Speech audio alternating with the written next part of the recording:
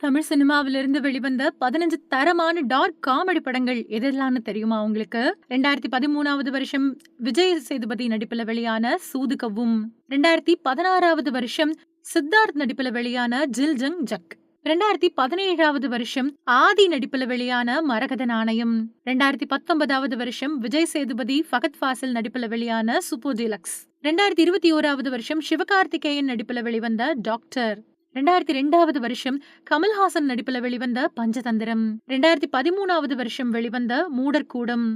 2014வது வருஷம் நட்டி நடிப்புல வெளிவந்த சதுரங்க வேட்டை, 2018வது வருஷம் நயன்தாரா நடிப்புல வெளிவந்த கோலமாவு கோகிலா, 2014வது வருஷம் பாபி சின்ஹா சித்தார்த் நடிப்புல வெளிவந்த ஜிகர்தண்டா,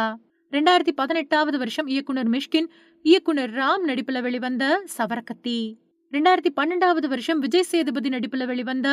நடுவுல கொஞ்சம் பக்கத்த காணோம், 2014வது வருஷம் விஷ்ணு விஷால் நடிப்புல வெளிவந்த முண்டாசுப்பட்டி, 2008வது வருஷம் வெளியான சரோஜா படம், 2024வது வருஷம் கவின் நடிப்புல வெளிவந்த பிளடி பெக்கர். இந்த படங்கள்ல உங்களோட ஃபேவரட் எது அப்படிங்கறத மறக்காம கமெண்ட்ல சொல்லுங்க.